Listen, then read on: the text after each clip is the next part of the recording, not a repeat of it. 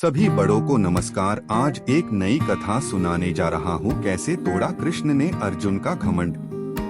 जो साथी मेरे चैनल पर पहली बार आए हैं, कृपा करके मेरे चैनल को सब्सक्राइब करें। आप सभी से विनती है कि आप ये कहानी अपने बच्चों को जरूर सुनवाएं ताकि वे अपने जीवन में विकास करें।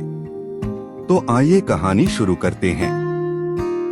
अर्जुन को इस बात का अभिमान था कि ब्रह्मांड में सिर्फ वही श्री कृष्ण का परम भक्त है। श्री कृष्ण ने उसके अभिमान को तोड़ा।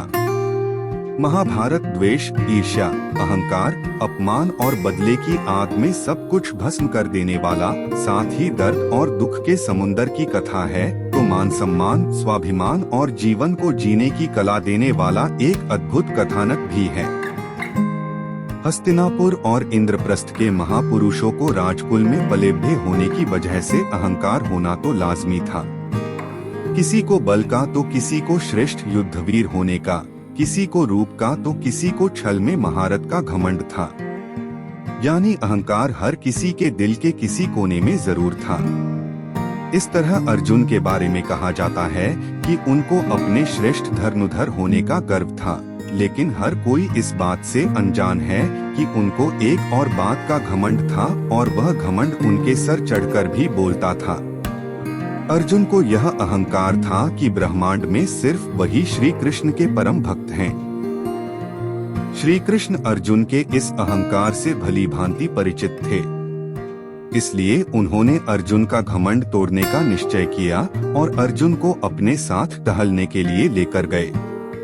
टहलते समय उनकी नजर एक गरीब ब्राह्मण पर जाती है जो सूखी घास खा रहा था और उसकी कमर पर तलवार लटकी हुई थी। यह देखकर अर्जुन को बड़ा अचंभा हुआ और ब्राह्मण से पूछा कि आप तो अहिंसा के पुजारी हैं, जीव हिंसा के भय से सूखी हुई घास खाकर अपना गुजारा करते हैं, लेकिन फिर हिंसा का यह उपकरण तलवार आपने क्यों अपने साथ रखा है? उम्मीद है आपको कहानी पसंद आ रही होगी। कृपा करके मेरी वीडियो को लाइक शेयर कर दे और मेरे चैनल को सब्सक्राइब कर दे। अब आगे की शेष कहानी सुनिए। अर्जुन के सवाल पर ब्राह्मण ने जवाब दिया कि मैं कुछ लोगों को दंडित करना चाहता हूँ। अर्जुन ने अचंभित होकर पूछा, आपके शत्रु कौन हैं? तब ब्राह्मण ने कहा, मैं उन 4 लोगों को खोज रहा हूँ ताकि उनसे अपना हिसाब चुकता कर सकूं। सबसे पहले ब्राह्मण ने नारद का नाम लिया और कहा कि नारद मेरा पहला निशाना है, क्योंकि वह मेरे प्रभु को कभी आराम नहीं करने देते हैं, सदा भजन कीर्तन कर उन्हें जागृत रखते हैं।